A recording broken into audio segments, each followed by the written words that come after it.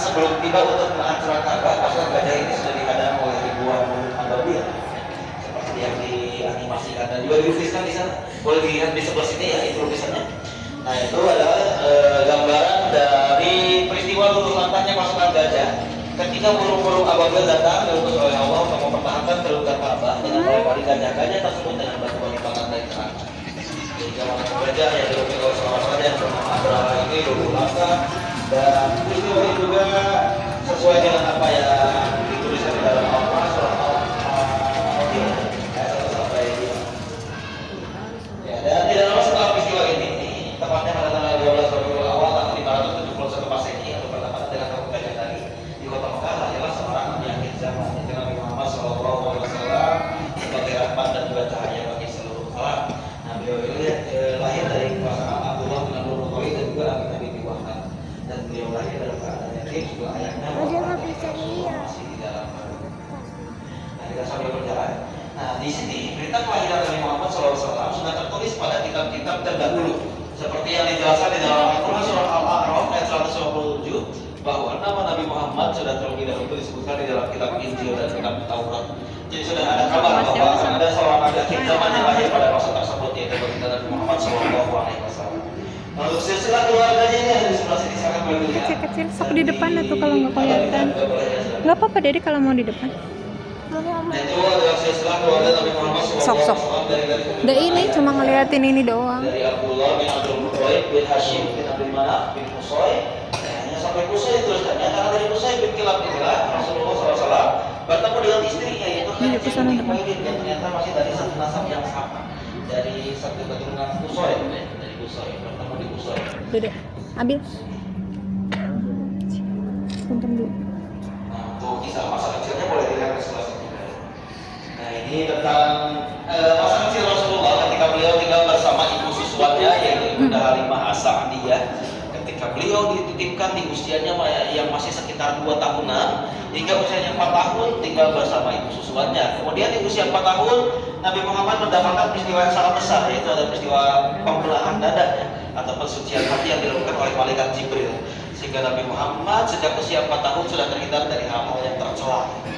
Ya, dan peristiwa pembelahan dada dan pelarangan dada ini juga yang kemudian dituliskan di dalam Al-Quran surah Al-Isra ayat pertama gitu ya. Al-Nasrah lakasan. Bukankah kami telah melapangkan dadamu ya Nabi Muhammad? Nah, ini adalah proses pelapangan dadanya pada saat itu. Salah satunya pada usianya 4 tahun ini.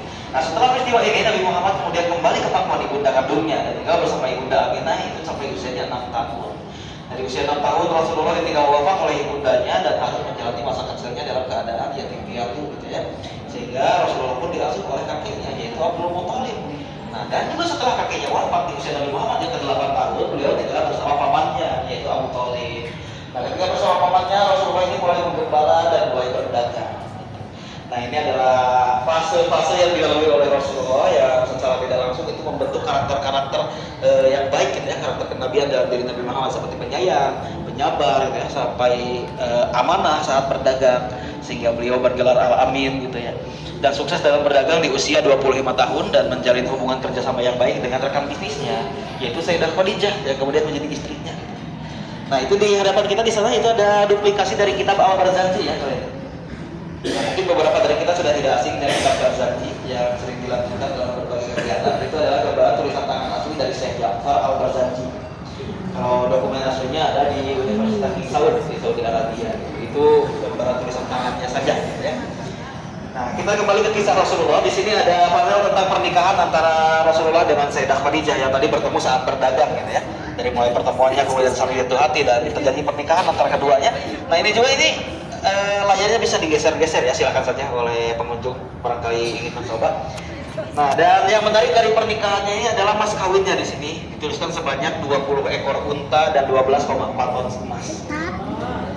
Ya, itu jumlah yang menunjukkan bahwa Rasulullah sudah sangat sukses dalam berdagang ya, di usia 25 tahun pada saat itu dan menikah dengan saudagar kaya raya juga yaitu Sayyidah Khadijah. So, silakan dicoba saja, jangan terlalu. Yang lainnya juga sambil melihat-lihat. Lagi ya. Rasulullah dan Sayyidah Khadijah ini sudah sangat kaya raya, tapi keduanya tetap memilih hidup dalam kesederhanaan ya, dan dikaruniai 6 orang anak. Nah, untuk gambaran kesederhanaannya ini ada di sebelah sini. Nah, ini bukti bahwa Rasulullah tidak menggunakan hartanya untuk bermewah-mewahan, tidak tercermin kemewahan dari kesehariannya gitu ya. Sangat sederhana. Pakaian, bentuk kepala, alas kakinya digambarkan seperti itu. Dan ini juga di tengah-tengah kita ini adalah Ini namanya tempat tidur zaman dulu, tahu? Itu sendalnya. Ikat kepala. Di tengah ada beberapa ruangan di dalam. Ikat kepala itu namanya. Ikat kepalanya itu bajunya. Yang putih itu bajunya, itu ikat kepalanya, yang itu sendalnya. Celananya? Celananya? Apanya? Apanya? Celananya. Celananya. Nggak ada meren. Sobek.